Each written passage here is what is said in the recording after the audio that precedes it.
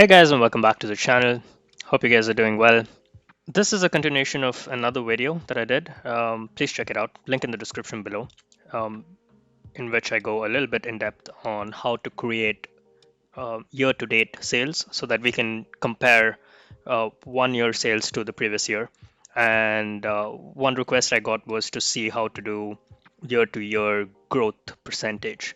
So this is a quick update on that video. So please check out the other video if you haven't seen it, and let's just get into it. So two things before we start. I just want to point out that one is we create a flag using our date. So I have sales here, and each sales corresponds to one date, and I've renamed it as order date. And then if I go to calendar, I'm using that order date to create multiple, like a main calendar function and main calendar, master calendar here. So I use that master calendar to, let's say, look at just year, month, and I'm also creating flags called current year to date flag, last year to date flag, and an important one called is in year to date. And these are the things I'll be using to create the growth percentage KPI. So I hope, let me just increase this. So you could, I don't know, screenshot it. So here and here. Okay, so you could either screenshot it or I'll have the QED. No, it's not the QED file. I'll have the link for the app so that you can just download it, copy paste it. I found this on the internet and I've modified it for my use. So if you're interested and want to take it, just copy it from me and use it. Um, So let's get into it. So we have is in year to date, and we also have year function here. We'll use. So let's calculate the growth percentage. So what we're going to do is create um, a, let's just say growth percentage.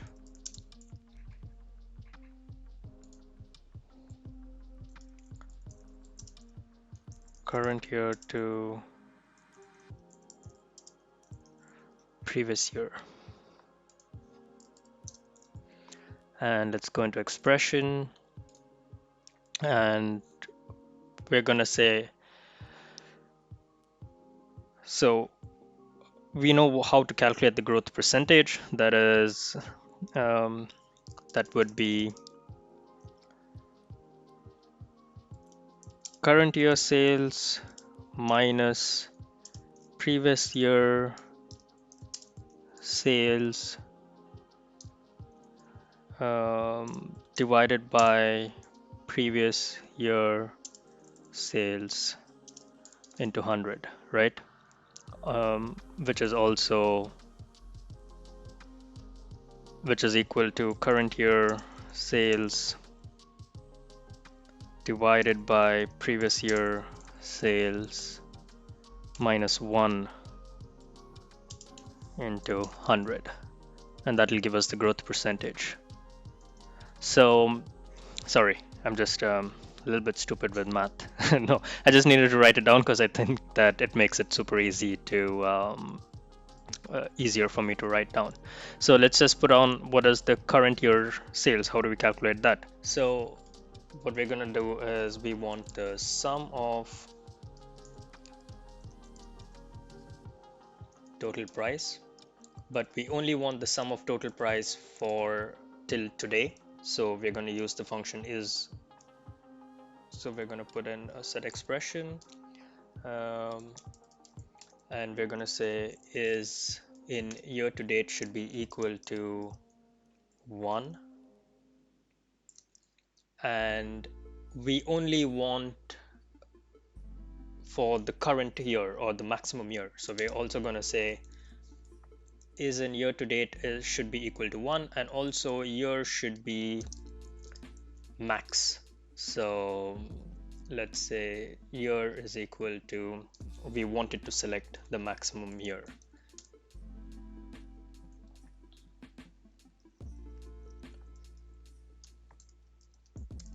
is equal to max of year.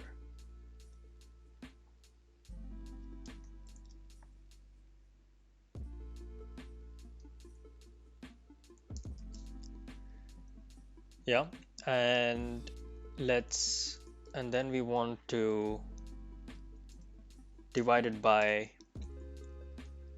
let's copy this, paste the same thing, but here we're going to say now we want it to calculate how did the sales look like last year till today. So year is in year to date 1, and but year is equal to max year minus 1 will give us for the previous year, right? um, and then of course we want, let's just put both of this in a inside brackets, so just to make it less confusing, and we do minus 1 and we take away, yeah. So now what we're saying is sum of is in year to date 1, where year is max year, divided by sum of is in year to date 1, max of max year, where year is max year minus 1. So we're calculating current year sales till today minus divided by last year's sales till today minus 1, and this should give us the growth percentage. And let's go to number formatting, number formatted in percentage, and say growth percentage. Let's go to charts and create a KPI here, and here we can call our growth percentage, and we have 246, which is, yeah, seems like a lot, right? But that's how it is. So now let's put the growth percentage in a chart, that is a line chart. So we're gonna call in a line chart here, and let's say we want to look at the percentages for the current year and previous year in months, and then we're gonna say, and we're gonna call in the growth percentage that we just created, the measure that we just created. And let's just make this a little bit better. We look at an area chart, we go to show data points, click on that, and we also put value labels on, and now we see the growth percentage here.